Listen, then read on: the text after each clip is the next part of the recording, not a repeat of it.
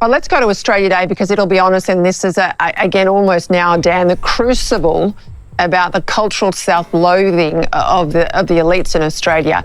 I predict post-Bondi, we're going to see a resurgence of patriotism and Australia Day flags and other things amongst ordinary Australians. We'll get out to the suburbs, we'll see them, and everywhere else we'll have the Invasion Day protests and other things. But you've seen at the IPA a real shift in national mood. Yeah, we have, Peter. And now keep in mind this poll was taken in early December, so before Bondi, and I agree with you, the numbers have probably only gone up since then. But just look at the numbers on the screen. I mean, it's skyrocketed in terms of the support for Australia Day. We're now at 76% of Australians say that they want Australia Day on the 26th of January. So remember, the question that was asked is not just do you like Australia Day, but do you want to celebrate it on the 26th of January, which is, you know, the date of contention to those elites that you reference. And, you know, this surge in support has been driven by 18 to 24-year-olds. Their support is at 83% for 18 to 24-year-olds, and that's gone up something like 20 points over the last couple of years. So we're seeing a resurgence in patriotism amongst the youngest generation. And I believe what is happening is there's a yearning in our country for a sense of belonging, a sense of unity, and Australians want to have a political standard bearer that will unite our country, as you say, especially post-Bondi. The other interesting thing is you mentioned the usual Invasion Day protests, but I've got to say I haven't seen the usual cavalcade of you know, the sort of the purple hair brigade that's out there every year. They haven't been out there this year so far. So, you know, from my perspective, I think this debate is over. Australia Day is the 26th of January, always was and always will be. Councillor Max Warkon, an Indigenous man. Monday the 26th of January, it's Australia Day. Some people will celebrate it and others won't. But for me, as an Indigenous man, I celebrate Australia Day.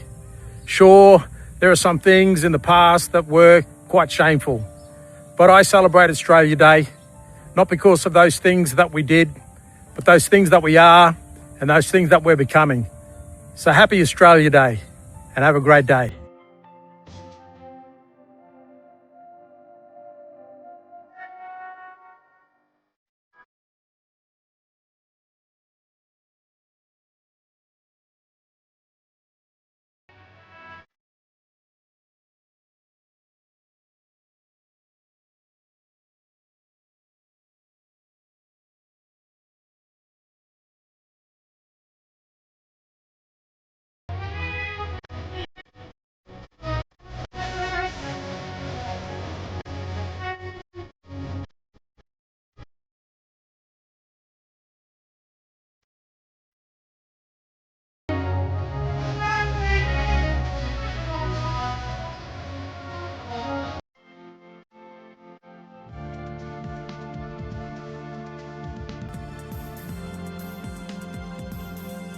You by the team that gave you August 31 and October 19. These were the days that Australia stood up.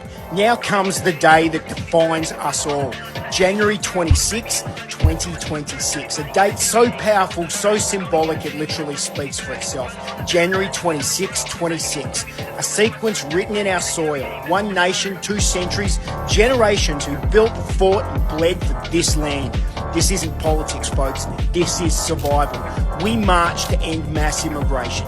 We march to protect our borders, our culture, our children's future, because no nation survives when it forgets who it is. They tried to silence us after August 31. They tried to smear all of us after October 19. When did it become racist to be a patriot? The Australian people have had enough. With the backing of real politicians. How dare you bring these people to our country and then have them be looked after by the public purse? This nation is sick and tired of migration. But we're still here, louder, prouder, stronger and more united than ever. This is the line in the red dust. A disturbing letter sent to a Western Sydney mosque ahead of Australia Day is tonight in the hands of police. The 4-page document allegedly calling for acts of violence to be committed, putting both authorities and community groups on high alert.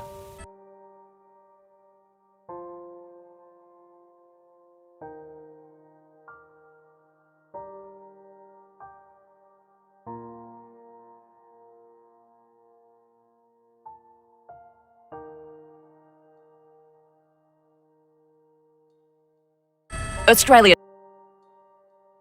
Day, a complicated public holiday, often marked by protests. Now those demonstrators have become a target. A threatening letter sent to Lakemba Mosque inciting violence towards groups including Muslims, Aboriginals, even supporters of Labor and the Greens. The content is absolutely abhorrent, inciting to kill any human being, regardless of where they originate from. The letter now in the hands of forensics as counter-terrorism investigators try to track down its author. What have we learned, if anything, from the Bondi crisis? And it's sad that we've resorted.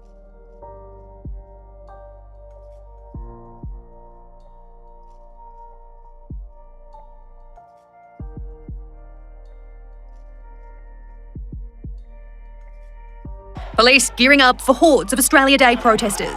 We are going to show up in our thousands, as we do every year, and we want to show that we're here and we're going to continue to fight. Anti-immigration and Invasion Day groups set to cross paths at Flinders Street. I think people should consider what they're doing on Australia Day.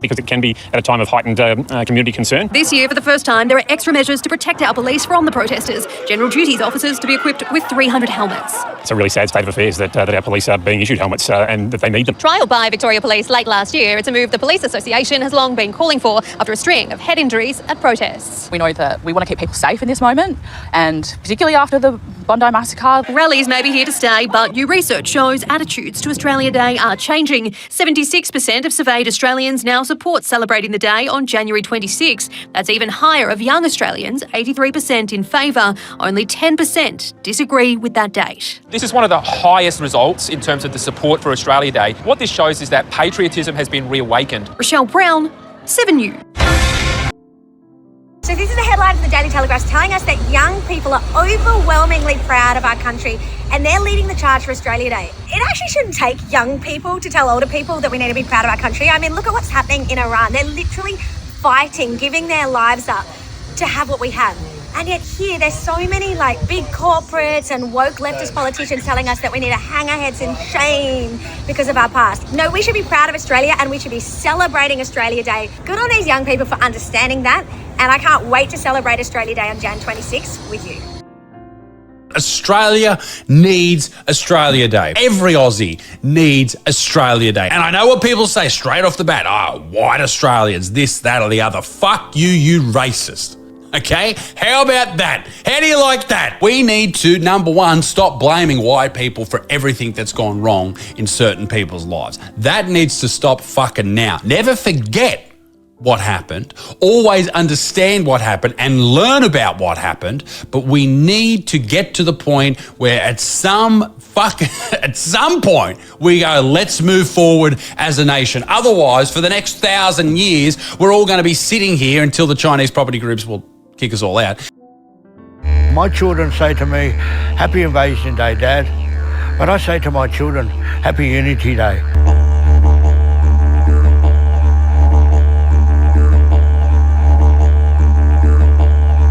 Why? Because the 26th of January is a celebration of division. Australia Day and Invasion Day. So let's have a day of unity and forgiveness. The reason why? Forgiveness. Look, I grew up in this country sexually, physically, mentally, and racially abused. But I forgive. I've forgiven from my heart, and that has set me free. So on the 26th of January, Unity Day, love somebody, hug somebody, forgive somebody, because we are one. One of my sons came to me the other day and said, "Dad, can we have an Australia Day party next Monday at our house?" I agreed, and now he's got 30 mates coming over for a barbecue and a swim in the pool. Pray for me. Turns out my 20-year-old son is not alone in wanting to celebrate Australia Day. He's part of an overwhelming majority.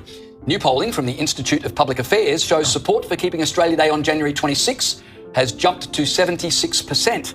That's up from 69% last year and 63% in 2024. And the popularity of Australia Day is highest among young people, aged 18 to 24, amongst whom 89% said they were proud to be Australian.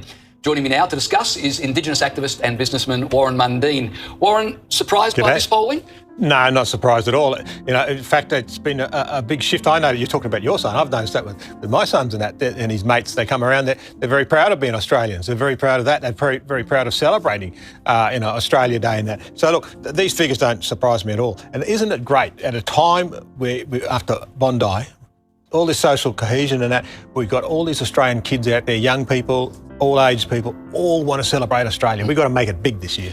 So I guess the question becomes, this poll found that only 10% of Australians have a problem with January 26. Only 10%? 10%. So why on earth is this a constant problem every year when it's such a tiny minority of people that have got a problem? Well, they've got a big mouth. They make a lot of noise. They bang on the drums. And governments are stupid to listen to them. Because, look what's happening. We need to bring our country together. I'll give you a good example. I was at a book launch, one of Tony Abbott's book launch, and a woman asked a question. She said, my preschool kids come home, 2 young kids, 4 or 5, and they said, "Where do we belong?" And she said, "What are you talking about?" I said, we had some teacher come into the school today and said, "You don't belong here." And I'm sitting here, I said, you know what? You tell your kids, an Aboriginal person said, you belong here. They belong here. Yeah. This is the nonsense that's going on. We are all Australians, no matter whether you've been here 5 minutes or you've been here for 5,000 years or whatever. We're all here and we're building a beautiful, great nation. So why does the Australian Research Council give $1.5 million of our money, this was just the other day, to a research project to investigate changing the date? I mean, we've got this poll showing that most of us are very happy with January 26, and yet government institutions keep throwing our money at projects to change it. This is it. This is the whinging crowd. The people who don't like Australia. And it's only a tiny little group of people, even that 10%, you'd probably find some of them want to have a celebration on another day. So this tiny little group of people who are pushing this agenda, and governments are funding them to do these things. We should be funding about how we should, how we should getting better education to our school systems, teaching kids that they do belong here.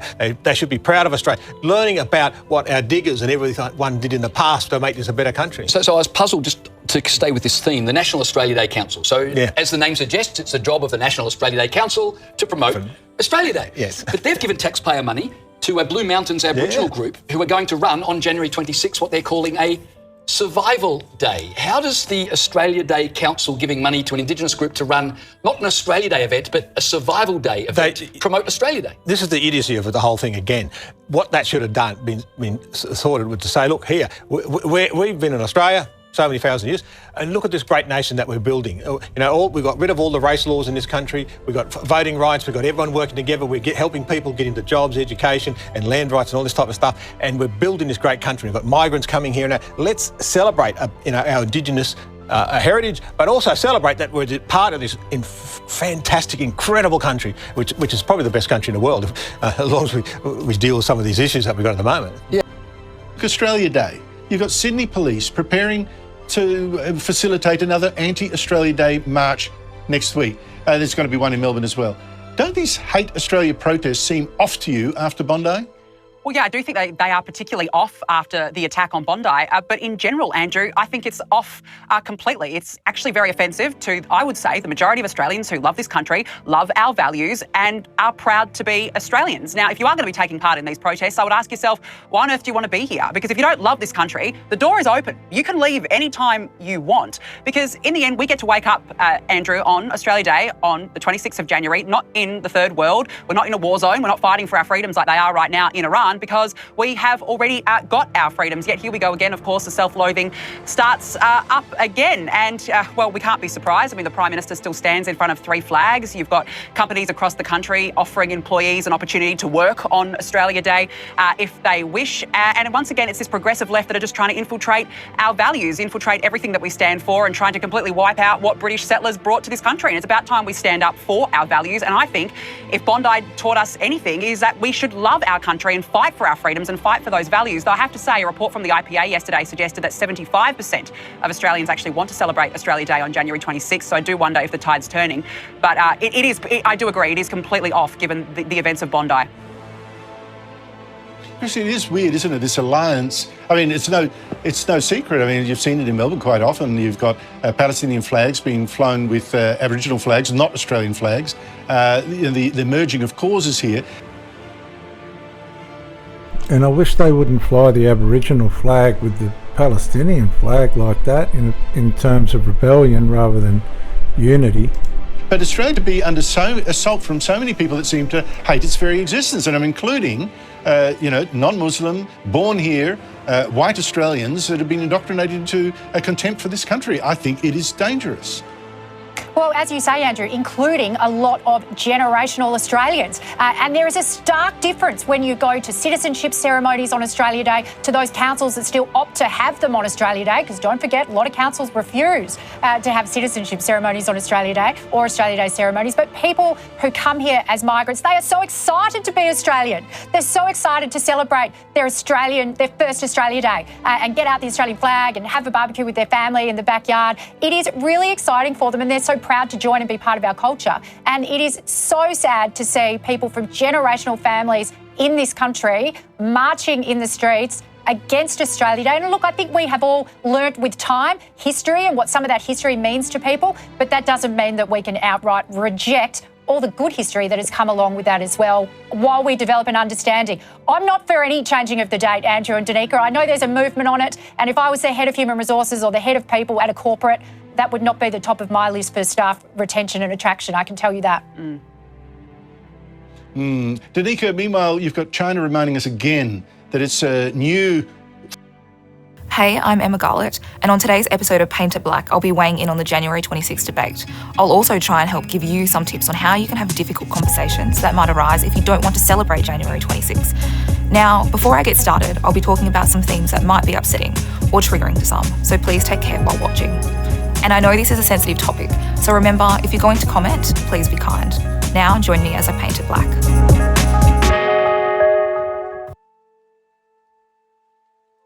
I haven't rehearsed this, viewers, so let's just see where this leads. Okay, so I want you to picture a quintessential Australia Day. A lot might imagine barbecues, citizenship ceremonies, beaches packed full of people, and fireworks on January 26. But for a lot of the people, that's not the case. They'll be reflecting on what the day means. It's marketed as a day to bring all Australians together, people from all over the world who call themselves Australian. But for the very first Australians, it's not a day of inclusion or celebration. Now, to those watching this who might feel the need to say something like, blah, blah, blah, changing the date comes up every year, or it's just time we accept it, mostly on social media, I want you to think about why the conversation about the date keeps coming up every year. It must be pretty important to the people negatively impacted by January 26. I heard a really good analogy about the day a few years back. I was told to think of it as if someone broke into your home, destroyed some of your precious belongings, stole from you, and overall traumatised you. Then, every year on that date, they come back to your house and have a party about it. There is a reality to that. There's no doubt about it. My grandmother on my father's side, she was of the stolen generation. They tried to take one of my cousins as well, but the lady cancelled out at the end. There is a side to this. Cook was told, do not interfere with civilised land, with inhabited lands, civilised lands. And remember, to the Aboriginals, it was civilised with where they were at. That's how they lived. So we'll go with this narrative, but I do want to say I don't think that we should stay in this place. I don't think we should stay in this place. I think we should forgive, heal from the trauma, and move on. But I want to listen to this narrative out of respect. Mad, pretty upset about people partying over your trauma, right? You could see that this is how some people feel about January 26th, the day that marked the start of a lot of trauma for First Nations people. You might have seen on social media or people wearing clothes saying they're not the date to celebrate. It's a day that's been marketed as a day to bring all Australians together. But for many First Nations people, it's isolating, cruel and triggering. The grassroots campaigns and calls to raise public awareness of the problems with Australia Day have been getting louder over the years, and this year in particular, one organisation has taken the conversation one step further. This year, fashion brand and Aboriginal-owned not-for-profit Clothing the Gap has posed a new question. The question has come about through conversations and consultation with First Nations communities around Australia about how January 26 or Australia Day can be framed. They are change the date, abolish the date, or rename and reframe the date. Those who want to change the date, it's pretty self-explanatory. For many people, January 26 is painful for First Nations people and marks the beginning of genocide and invasion.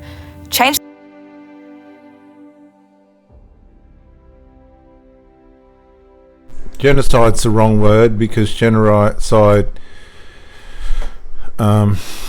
is a determined annihilation,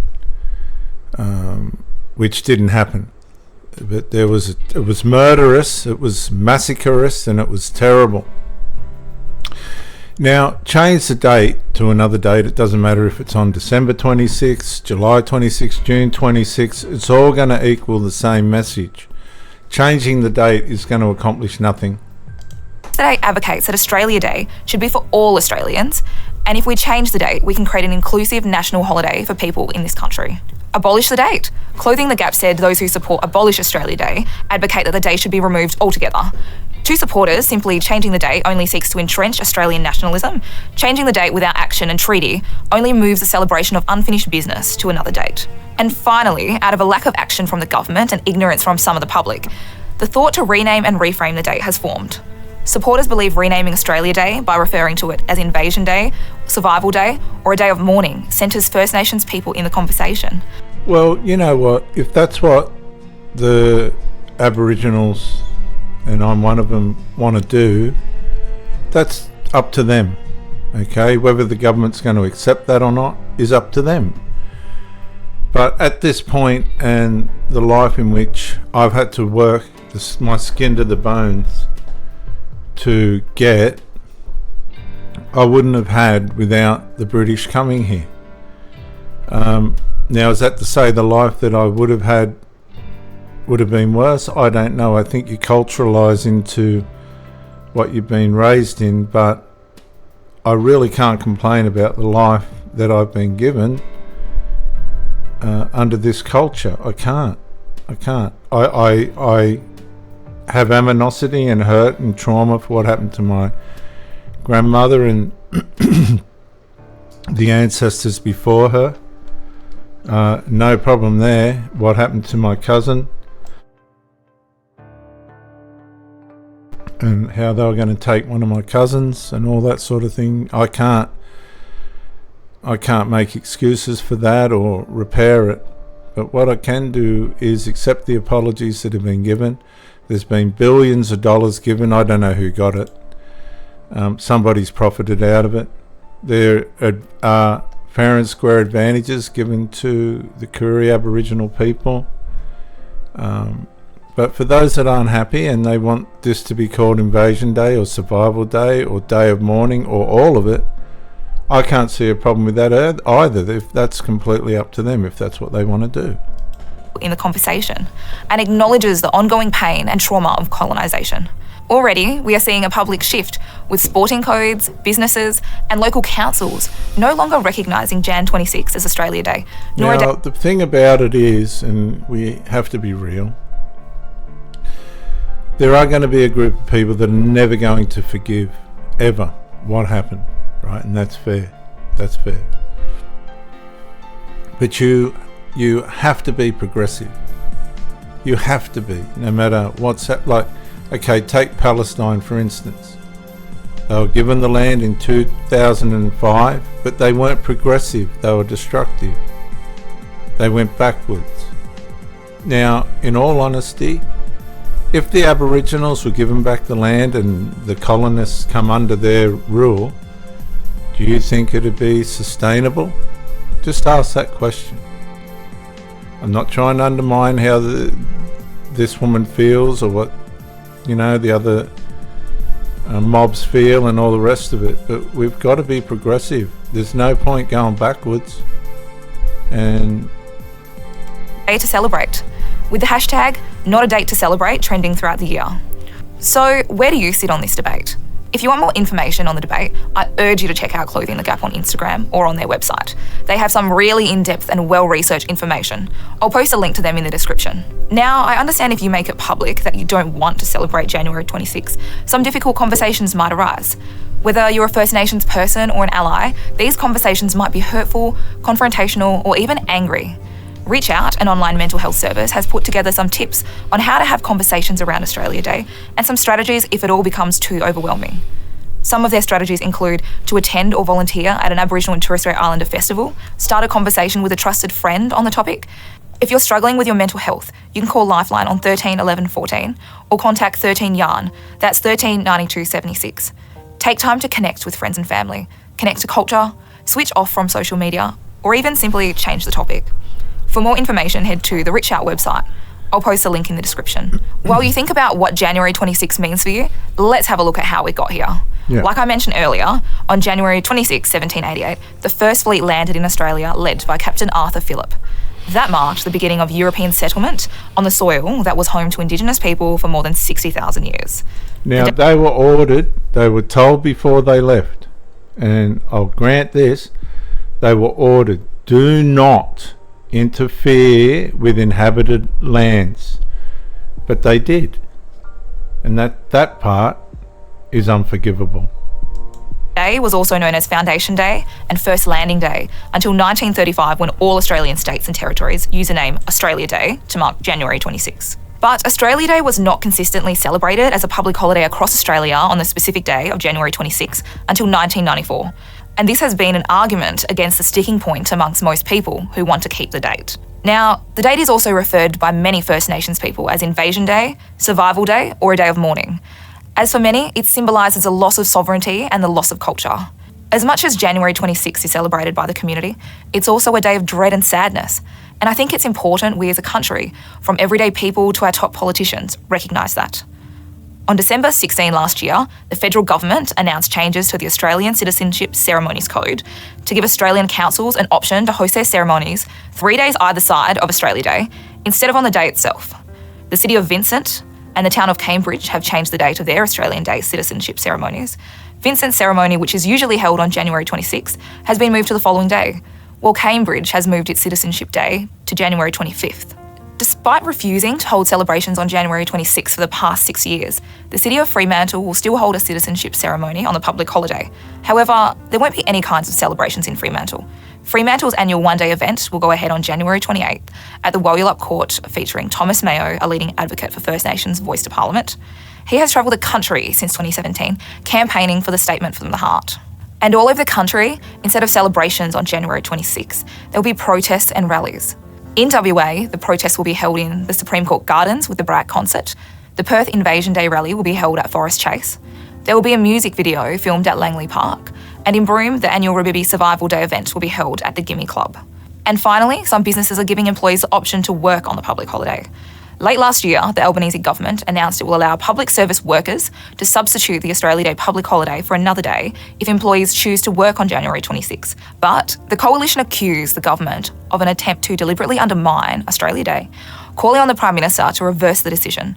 As well as that, a number of private companies are also allowing workers to work on Australia Day in exchange for another day off.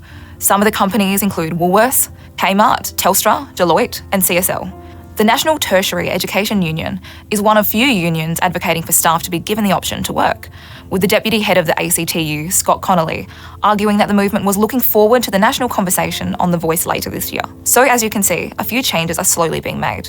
But for Australia Day to mean something positive for all Australians, we need to acknowledge the pain caused to First Nations people, hear their voices, and do something meaningful to include them in the conversation and take action to start healing.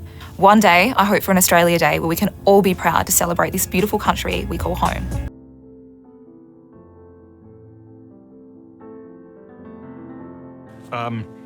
If we don't change the date of Australia Day, will we ever end the arguments around Australia Day?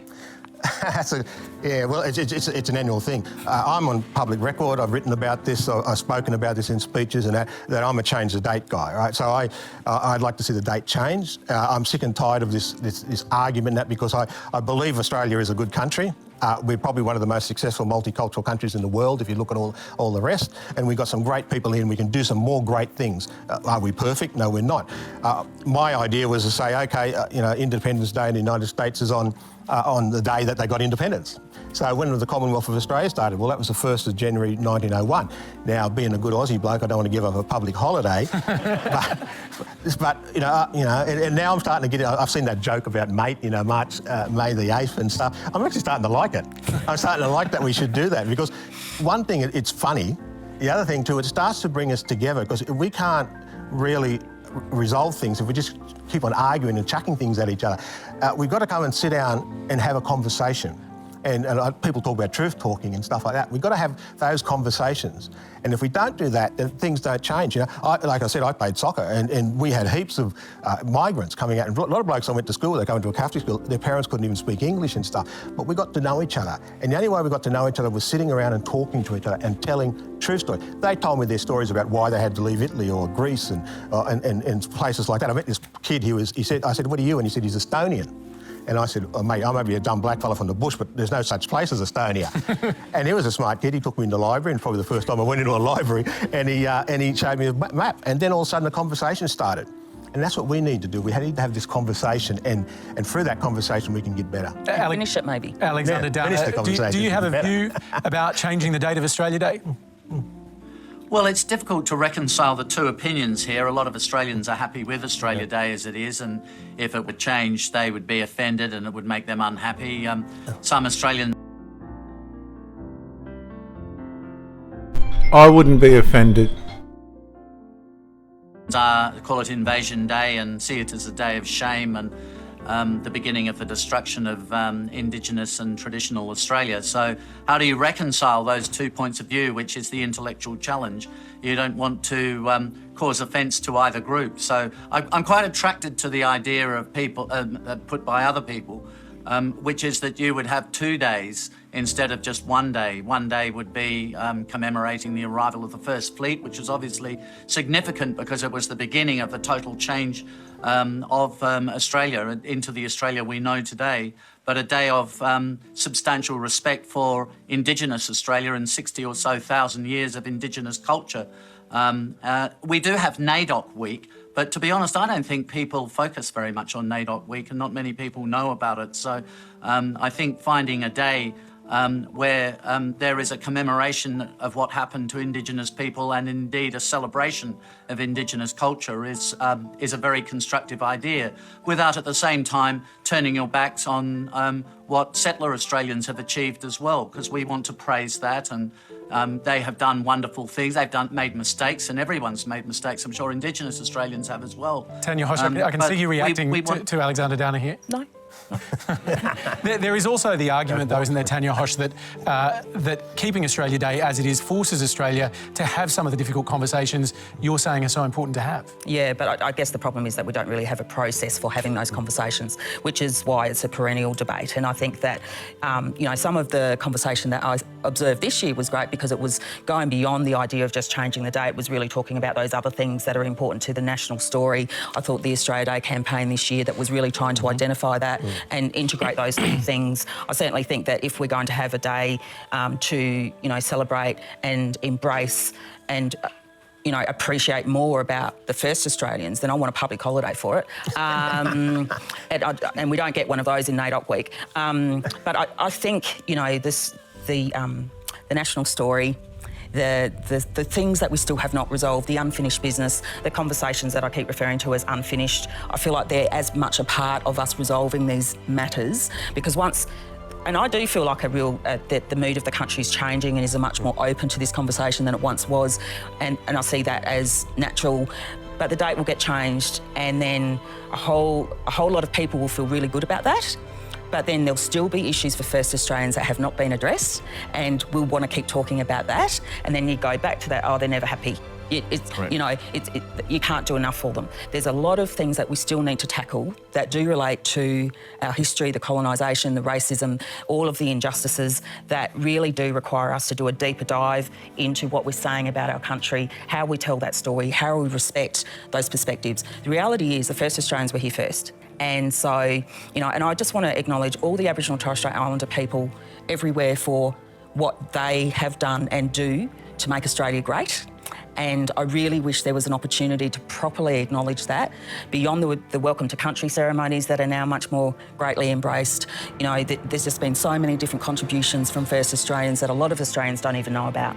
And we've got a real opportunity here through the framing of changing the date to do so much more to get us understanding as a whole nation why the First Australians matter.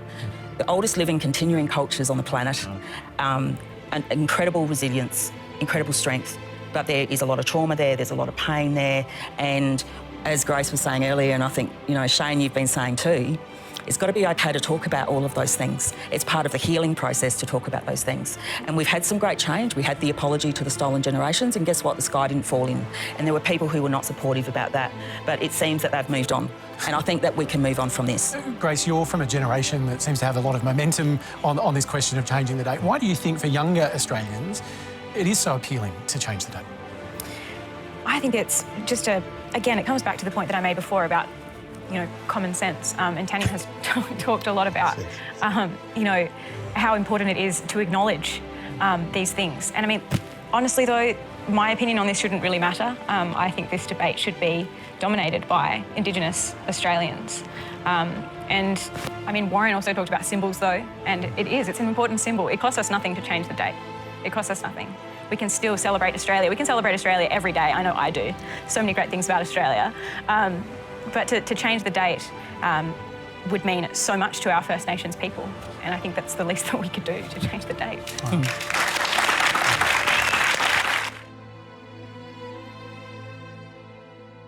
To talk about this one, but do we need to have a holiday on Australia Day? What's your take on that? Leave it the way it is. And you know what, the young ones, I'm surprised by this. I think it's wonderful when you got, 72% of the young ones saying no, the corporation should not be changed today or giving them another day off in lieu of it, and 53% say no, it stays as Australia Day. That's fantastic to hear. Music to my ears. People, Australia Day is Australia Day. Be proud of who you are and accept that day. Where this debate goes on every year, I don't know why. I wish people would just accept it, get over it, move on and enjoy and celebrate as all Australians should. Back in the 1970s, one of my favourite Aussie rock groups were the Skyhooks, a group, sadly, you no longer hear much about. One of their big hits and big albums and single was called Ego Is Not a Dirty Word. Don't you believe what you've seen or you've heard, because ego is not a dirty word. The 60s, 70s and 80s were, to my mind, the high point of post-war Australian achievement. We were the envy of the world. Our sporting prowess was second to none. Our entrepreneurs and business people, like my boss here at Sky, Rupert Murdoch, were taking the world by storm. Even in cinema, music and the arts, we were unbeatable. We quite literally were conquering the world. And the best of our conquerors became household names across the globe. And we Aussies were very much the envy of the world. So back then, a song like Ego Is Not a Dirty Word did kind of make sense. Aussies were loud, proud, successful, and yes, egotistical. Rightly so, as Australian entrepreneurial expats and talent conquered America, Great Britain, Southeast Asia, Europe, and many, many other places. My friend and former boss Ian Beattie, for example, was the classic Aussie expat entrepreneur responsible for the rise and dominance of Singapore Airlines, and indeed he was the grandfather of the entire Singapore tourism industry. One of the ads that Gary Horner and I wrote for Ian Beattie basically invented the Singapore stopover. We've introduced the Singapore stopover. You get to break your trip and relax in a first-class hotel. I suppose you got the day right. Of course I did. I'm not stupid. You get to do a bit of shopping, maybe take in a few of the sights, get into the swing of things. In the world of comedy and the arts, Australians and business, sports, Australians were unstoppable. Dame Edna, Foster's Lager, Crocodile Dundee, Men at Work, Kylie Minogue, Clive James, In Excess, Greg Norman, Olivia Newton-John, Russell Crowe, Nicole Kidman, all part of the great Aussie diaspora who conquered dare I say, colonised the cultural West. We hear a great deal of vitriol spouted about colonisation and the so-called evils of colonialism and colonial powers these days. Particularly recently, this weekend, Australia's proud and precious colonial history is increasingly and relentlessly denigrated and defamed in our education system, in the media. But what is colonialism? What defines colonial? If you look up the word colonial in a dictionary, you get a mishmash of circular definitions such as concerning or pertaining to a colony or colonies, or that colonisers are a critical component of colonisation. Yeah, whatever. But if the term actually derives from the Latin word for a farmer and simply means a new area which is being cultivated, an outpost, if you like. Of course, to the modern rabid left, colonial means, quote, the intention of partially or completely supplanting the existing Indigenous peoples, possibly amounting to genocide. Have a listen to this idiocy being pronounced in the Australian Parliament this week by none other, of course, than the vile Greens.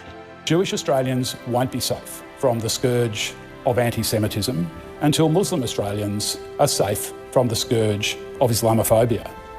And neither will be safe until all Australians are safe from racism and from religious intolerance. And until we reckon with the brutality and the underlying violence of the colonisation.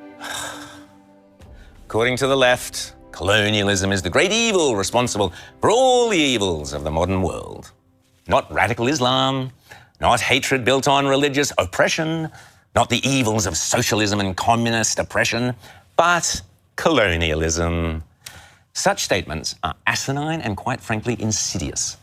Similarly, we heard from the ridiculous character at the heart of the kerfuffle around the Adelaide Writers' Festival that Israel is, quote, an apartheid, colonial state. Again, blithering nonsense, unworthy of comment. But what is really going on here is a sinister sleight of hand, whereby the left manipulate the concept of the evils of colonialism as a catch-all under which they merge radical anti-Zionism with radical Indigenous activism, with hatred of America, hatred of Judeo-Christianity, and with hatred of the individual. Which is why we so frequently see hard left radicals marching under the twin banners of the I wish they wouldn't mix the Aboriginal flag with the Palestinian flag. It's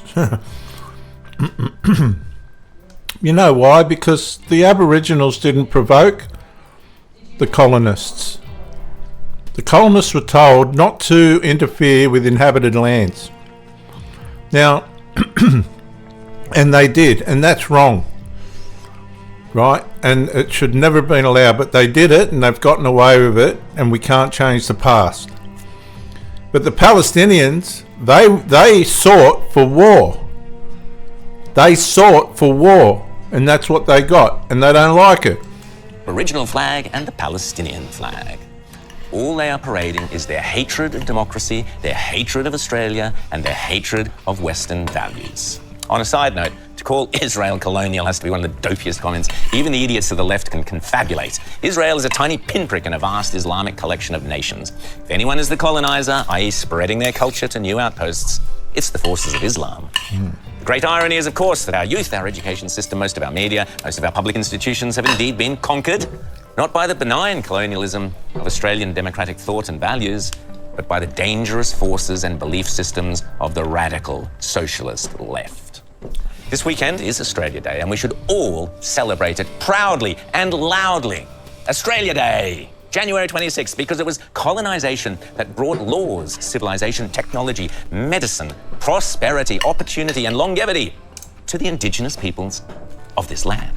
It was colonisation that turned an outdoor prison of the worst rabble of offenders from the British penal system and transformed them into an astonishing land of free settlers, explorers, farmers, graziers, builders, miners, engineers, and entrepreneurs and artists who built one of the most prosperous and successful nations on earth. It was colonisation that turned this barren, inhospitable, dangerous and untamed continent into a welcoming paradise for millions of refugees and their children from the darkest places across the planet, and became a haven of peace and security from the worst horrors mankind can inflict. Australia grew out of being farmed as an outpost that was colonised by the best of British intentions and values. From that original colonial seed grew a great nation of equality, fairness, wealth, health, prosperity, and opportunity for all. As we grew into one of the greatest nations on earth, we even proudly took our talents and colonised them in turn across the globe. To paraphrase the Skyhooks, don't believe what you've seen or you've heard. Colonialism is not a dirty word. Here's an interesting idea for Australia Day. Listen to this. To do on Australia Day is something that I've always felt is a great idea, and it would solve all the problems, where we mourn in the morning and we pay our respects until midday, and then after that is a time to celebrate. Yeah. Well, yeah. And to go one better on that, I think, maybe you have the day of mourning on the 26th and reflection of the atrocities that did happen. But then the next day, the 27th, we celebrate the new beginning of the new Australia. Oh, you're a genius. That's 2 public holidays. That's what I'm saying. I think that's a great idea, really. In a way, it's fair. It's been fair to the First Nations, and it's accepting the colonisation. I think that's a great idea. That's what I'm saying. Not going to happen. Why not, Pauline? Why are you poo-pooing that? We've got enough. Keep acknowledging. What about the convicts that came here? They were dragged away from their own country. They were brought here. Do we acknowledge the people that come from the convict background? Do they say, the way that our parents were treated? They were misfits, man. They were misfits. They didn't want them over there in England. You know what I mean? They wanted to bring them out here. That's history. That is history, Anthony. And until we move on and say, oh, that's past, it's like me. I was in prison wrongly. I can't keep going back and feel sorry for myself and play the victim. I have to say, that's happened to me, move on, and I pick up the pieces. But you and can't move on with this. Like, this is going to happen every year it's going to happen. You know what I mean? It's going to create more division. We want to bring people together. But do you think that if we were brought together in the morning to pay respects, will it end there? Is Pauline right that just won't even solve that issue anyway? You're killing 2 birds with 1 stone. You give the blackfellas what they deservedly would like, and then you get all the Australians what they want in the afternoon, where we celebrate the new new Australia. I feel like it's just, I get what you're saying. I think that's a great idea. I really think that's a great idea. That's fair. Celebrate the Aboriginals and what happened to them in the morning, and then let the Australians have that's a great idea. Pauline, there is never going to be a solution where everyone is happy. But I think as Australians, we want to be able to celebrate this country because it is such a wonderful country. We know how lucky we are to live here.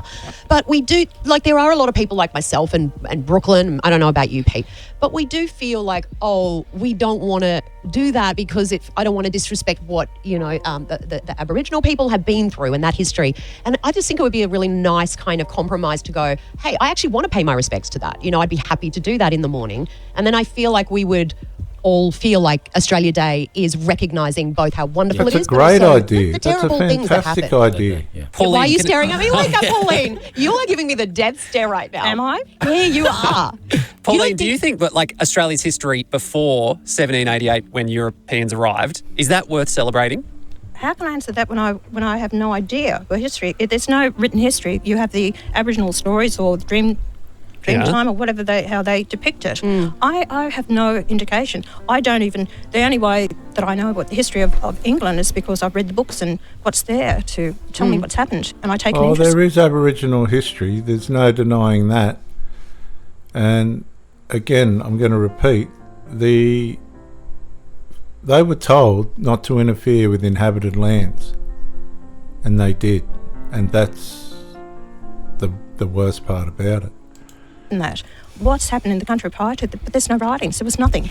But even science tells us with rock paintings and we know people were here living and they have their stories. Over 50,000. That has been acknowledged. Okay, that has been acknowledged, yes, by all means.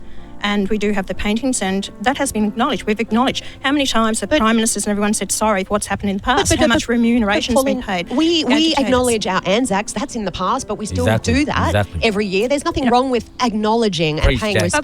But we have. But to say we have is like, we've done that now, so we should never acknowledge it again. Yes, exactly. That would be the same. Like, why would we do that every year for our soldiers, but we're not prepared to do it for? Because our soldiers are still fighting around the world. And so blackfellas, we're still fighting. Yeah, look at all the statistics on the blackfellas, by imprisonment, and all that. Like, we're down the bottom. We're on the bottom, and in order to close the gap, we need to make them inclusive. Yeah. I mean, I don't know. Do you reckon, Pauline, a lot of Australians would have an issue with that, though?